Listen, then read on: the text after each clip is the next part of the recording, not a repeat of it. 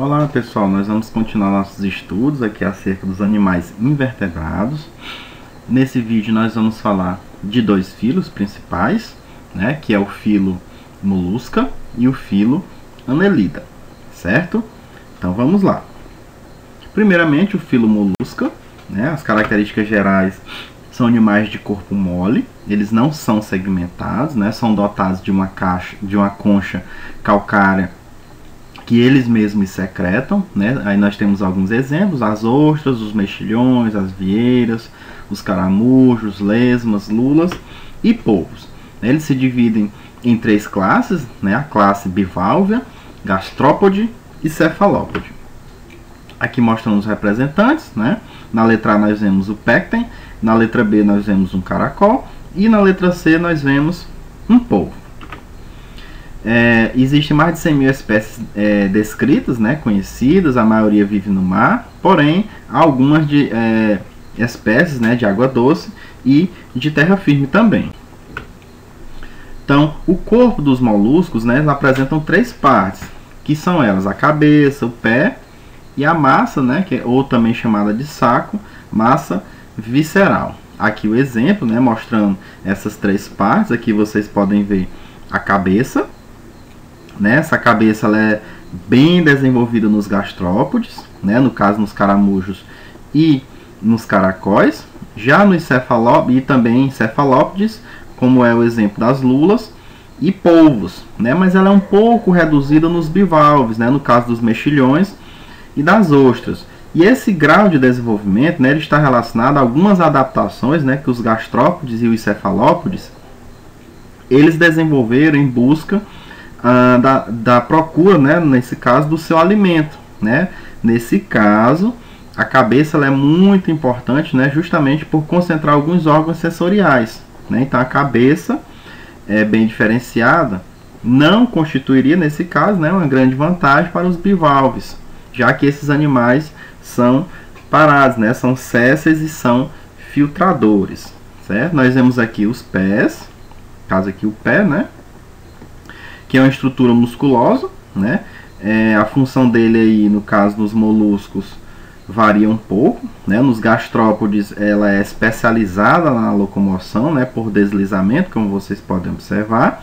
Já nos cefalópodes, né, dividida em tentáculos que permitem nadar, caminhar e mesmo capturar presas. Já nos bivalves, o pé ele permite cavar, né, ou fixar o animal a um substrato. E aqui nós temos a massa visceral, né, o saco visceral, onde aloja os órgãos internos, né, no caso as vísceras, daí o nome. Ele é delimitado por uma extensa área, né, de epitélio dorsal, no caso aqui nós chamamos de o manto, certo? Além também de ser protegido por uma concha calcária, certo? A nutrição é um pouco diversificada, né? Eles são carnívoros, herbívoros e filtradores. No caso, filtradores aí nós citamos os bivalves, né? No caso, os bivalves, eles todos possuem uma língua, né? Que nós chamamos, uma estrutura que nós chamamos de rádula. Ela tem determinadas estruturas. Essas estruturas, né, permitem a eles capturar alimentos, né? Nesse caso, essa rádula ela tem uma forma de uma fita, né, com fileira de pequenos dentes de quitina, e ao movimentar, né, fazer os movimentos de vai e vem, eles raspam o alimento e transformam em pequenas partículas. Temos aqui também o fato de que na cavidade bucal desembocam algumas glândulas, né, que secretam muco sobre o alimento. No caso, no estômago ele desemboca o que nós vamos chamar de hepatopâncreas, né, que secretam enzimas digestivas, mas também armazenam proteínas, lipídios, glicogênios e sais de cálcio. Aqui nós vamos ver um esquema, né, com as três partes da concha de um bivalve, aí na letra A, né? Na letra B nós vamos ver aí a ostra aberta, né, para mostrar uma pérola. Na letra C nós vamos ver aí as etapas de formação de uma pérola, certo? Tem um ditadozinho bem interessante que diz que ostra feliz não produz pérola. O que é que isso quer dizer? Quer dizer que a ostra só vai produzir uma pérola, de certa forma, quando ela é agredida, ou seja, quando adentra o organismo dela uma determinada partícula pode ser um fragmento de rocha, e aí ela vai, como se diz, ela vai de certa forma envolver essa substância estranha nessa estrutura que nós conhecemos como pérola, certo? Que diz respeito ao ciclo de vida, né, a reprodução dos moluscos, ela é sexuada, né, a maioria dos bivalves, dos gastrópodes, eles são dioicos, ou seja, tem sexos separados, com fecundação externa, ou seja, a fecundação ocorre fora do corpo da fêmea, né, desenvolve um zigoto que tem um estágio larval chamado de trocófora. Então isso quer dizer que o desenvolvimento neles é indireto, ou seja, tem um estágio larval. Na maioria das espécies, né, o segundo estágio é denominado de Veliger, né, então eles têm dois estágios larvais. Aqui mostrando nessa primeira parte aqui a larva chamada de trocófora e na segunda a larva chamada de Veliger, certo? Na maioria dos gastrópodes, né, a maioria dos gastrópodes é monóico, ou seja, tem um sexo no mesmo organismo, né? Um exemplo aí são os caracóis de jardim, que tem uma gônada única chamada de ovo-teste, e o desenvolvimento é direto, não existem estágios larvais. Já os cefalópodes, né, são dioicos, têm sexos separados, o macho, no caso, usa os tentáculos, né, por exemplo, um polvo usa os tentáculos para depositar os espermatozoides na cavidade do manto da fêmea, e a fecundação é interna, ou seja, ocorre dentro do corpo da fêmea com desenvolvimento direto. Aqui mostrando os ovos de Sepsia, né, que medem aproximadamente 3 centímetros de diâmetro. E aí passamos ao filo Annelida, né, os anelídeos. As características gerais dos anelídeos, né, são animais de corpo alongado, estruturado em segmentos dispostos em sequência, né, e geralmente, aliás, tem aí cerca de 15 mil espécies conhecidas. Eles se dividem aí, nós vamos ver, né, tem os poliquetos.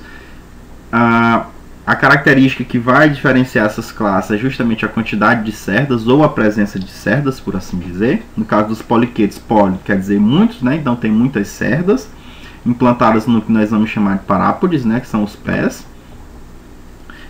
Tem uma cabeça diferenciada, né, com palpos, antenas, olhos e algumas outras estruturas. São animais bentônicos, né, ou seja, vivem em determinadas profundidades oceânicas, né. Nós temos um exemplo aí do Nereis virens, né, que é Nereida, é uma predadora e rasteja pelo fundo do mar, né. Alguns são de vida cessa, ou seja, parados, fixos em um determinado local, né, vivem em tubos aí que eles mesmos constroem e alimentam de larvas e alguns micros crustáceos. Aqui um exemplo, né, que nós estamos vendo da Nereis velixlosa, né, é um poliqueto que mede cerca de 30 centímetros de comprimento. Tem os oligoquetos, né, que é a presença relativamente poucas cerdas, né, no corpo deles, vivem geralmente em solos úmidos, em ambientes de água doce, né. Nós temos um exemplo aí, o Tubifex, que é um indicador de poluição, ou seja, ele se prolifera em locais que estão poluídos, então ele é um bioindicador, né, indica que há poluição naquela área. Nós temos como principal exemplo aqui dos oligoquetos, né, as minhocas, né, que é revestido por uma cutícula fina e transparente, quase a gente não percebe as cerdas, a não ser que a gente pegue a minhoca e passe a mão na parte ventral dela, né. E aí as minhocas sexualmente maduras, né, ela apresenta um conjunto de segmentos diferenciados, nós chamamos de clitela, justamente nesse clitelo onde vai ocorrer o processo de fecundação, né, e onde vão ficar depositados os ovos. E aqui, como vocês podem ver, no exemplo da Lumbricus terrestris, né, que é a minhoca de aproximadamente 10 centímetros, vocês estão vendo aí como se fosse um anelzinho, que é justamente o clitelo, certo? E eles têm grande importância no que diz respeito à reciclagem da matéria orgânica, né? Elas fazem movimentação, fazem aeração do solo, existem até fazendas, né, de produção de minhocas. Aqui vocês podem ver o exemplo de um oligoqueto, né, no caso a minhoca, aqui um corte mostrando os órgãos internos, né, a cavidade intestinal, o vaso sanguíneo ventral, cordão nervoso ventral, celoma, né, polo excretor, os metanefrídeos, a musculatura longitudinal, né, as cerdas, essas partes pontiagudas, né, que parecem agulhas, Na letra B vocês podem ver um corte transversal, né, mostrando, por exemplo, o clitelo, os ovários, né, as vesículas seminais. Vocês podem ver também os gânglios cerebrais, né, o intestino. Então aqui nós temos a estrutura de uma minhoca. E aí chegamos aos hirudíneos, né, que eles não apresentam cerdas nem parápodes. Eles vivem na água doce no mar, né, habitam brejos, pântanos. Os exemplos mais conhecidos aí são as sanguessugas, né? Elas têm duas ventosas. Essas ventosas aí, elas ficam em regiões diferentes, né? Uma ao redor da boca e a outra na extremidade oposta. Então, ela se fixa, né, a um substrato, no caso, por exemplo, a pele de uma pessoa ou de algum outro ser vivo. No passado, né, essas sanguessugas elas eram utilizadas em sangrias, ou seja, as pessoas acreditavam que por meio das sanguessugas elas poderiam limpar o sangue, né? Enquanto a sanguessuga extraía o sangue, estaria limpando.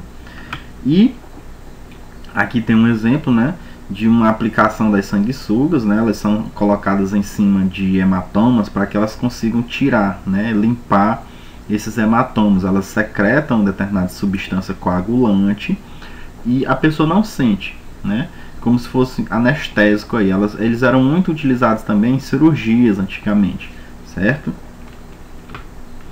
E aí a reprodução, o ciclo de vida, né? A maioria dos poliquetos é dioico, ou seja, tem sexos separados. A fecundação é externa, né? Ocorre fora do corpo da fêmea. O desenvolvimento é indireto, né? Com a formação da larva trocófora. Já nos oligoquetos e hirudíneos, né? Que são monóicos, por exemplo, as minhocas, elas são hermafroditas, né? O desenvolvimento é direto, não tem estágios larvais. As partes reprodutoras masculinas da minhoca, né, são formadas por dois pares de testículos, ou seja, eles têm 4 testículos, 2 pares de vesículas seminais, ou seja, tem 4 vesículas seminais, um par de túbulos seminíferos e um par de glândulas prostáticas. Então ele tem o dobro de estruturas reprodutivas, por exemplo, que um homem tem, certo? À noite essas minhocas sexualmente maduras, né, elas saem de seus túneis e copulam, né, por meio aí das chamadas papilas copulatórias. Aqui mostrando justamente essas estruturas, né, vocês estão vendo aqui os testículos, né, o saco testicular, o funil espermático, estão vendo aqui os receptáculos seminais. E lembrem, elas são hermafroditas, então elas têm a estrutura masculina e tem também a estrutura feminina. Então o que acontece? Elas copulam em posição oposta uma para a outra. Para quê? Para que a estrutura feminina de uma se encaixe na masculina da outra e essa outra encaixe a estrutura masculina na feminina dessa anterior, certo? Então elas têm um cruzamento, elas realizam um cruzamento de forma oposta. Então está aqui mostrando, né, esse ciclo. Está aqui a cópula, como eu havia falado, ó, percebam que é oposta uma para a outra, certo? A parte masculina de uma se encaixa na feminina da outra e a feminina daqui se encaixa na masculina, certo? Depois elas se desprendem, os espermatozoides eles ficam armazenados, certo? E aí esse clitelo que está bem aqui, ele passa por esse local aonde está armazenado esses espermatozoides, e aí há o processo de fecundação, né? Esse clitelo ele deixa o corpo da minhoca, né? E vai ocorrer o processo de amadurecimento, né? A formação de um casulo, e aí posteriormente essas minhocas elas são liberadas, certo?